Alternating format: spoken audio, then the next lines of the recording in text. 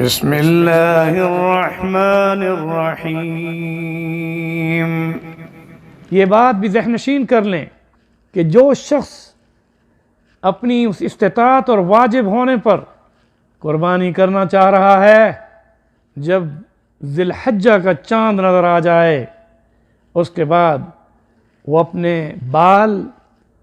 اور اپنے ناخن نہیں کٹوائے گا۔ رسول اکرم صلی اللہ علیہ وسلم نے یہاں یہ حکم کر دیا۔ کیا پیارا ارشاد ہے، اور اس پر کتنا پیارا محدثین کا قول ہے۔ فرمایا کہ ادھر حکم ہوتا ہے کہ حجامت کرو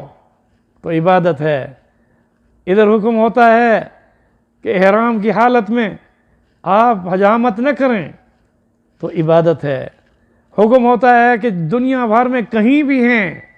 اور آپ قربانی کر رہے ہیں تو ایسی صورت میں آپ یکم ذی الحجہ سے اپنی حجامت نہیں بنا سکتے، اپنے ناخن نہیں کاٹ سکتے، یعنی پاؤں اور ہاتھ دونوں کے ناخن نہیں کاٹ سکتے، اور حجامت سر کی ہو یا چہرے کی ہو وہ نہیں بنا سکتے۔ تو میرے دوستوں اور بزرگوں، یہ بات ذہن نشین کر لیں کہ جس چیز سے رسول اللہ صلی اللہ علیہ وسلم نے روکا وہ عبادت کا درجہ پا گیا، کہ جو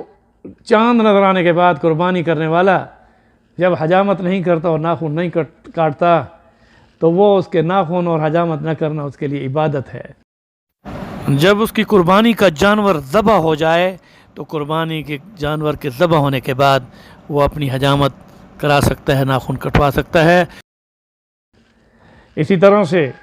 یہ بات ذہن نشین کر لیں کہ جب 9 ذی الحجہ یوم العرفہ، اس کی فجر کی نماز میں جب آپ مسجد میں جائیں یا گھر میں نماز پڑھیں، مرد ہو یا عورت ہو، چاہے وہ قربانی اس پر واجب تھی یا نہیں، مگر اب اس پر ایک اور چیز بھی واجب ہے کہ وہ فجر کی نماز یوم العرفہ کے دن، چاہے وہ حاجی نہیں ہے، عرفات میں نہیں ہے، وہ اس دن مینا سے ہوتا وہ عرفات نہیں جا رہا بلکہ اپنے گھر میں ہے، جہاں پر بھی ہے، پوری دنیا میں، غار میں ہے، میدان میں ہے، شہر میں ہے، یا اس کے علاوہ گھروں میں ہے یا مسجدوں میں ہے، جب بھی وہ نماز پڑھے گا تو اس میں فجر کی نماز یوم عرفہ کے دن 9 ذی الحجہ کی فجر کی نماز سے لے کر 13 ذی الحجہ کی مغرب کی نماز تک، اب اس کو ایام تشریق کے ساتھ بھی پابند کرتے ہیں کہ وہ ہر نماز کے بعد ایک بار اللہ اکبر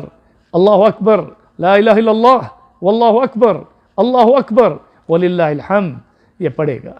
چاہے مرد ہے یا عورت ہے، اور اگر اس نے نہیں پڑھا اور یاد آ گیا تو بعد میں بھی پڑھ سکتا ہے۔ اس لیے ان احکامات کا جاننا بہت ضروری ہے۔ ایام تشریق میں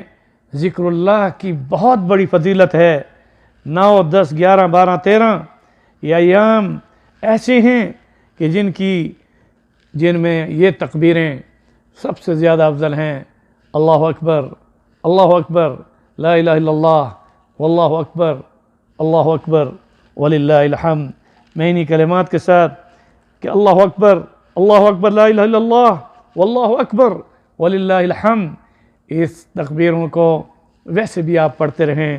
کیونکہ ان دنوں میں اللہ تعالیٰ کو آپ کا ذکر محبوب ہے۔ دین اسلام کی نشر و اشاعت کے لیے دینی اصلاحی خطبات،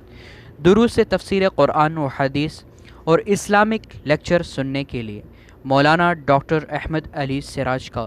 آفیشیل چینل سبسکرائب کریں اور بیل آئیکن کو دبائیں۔ جزاکم اللہ خیرا۔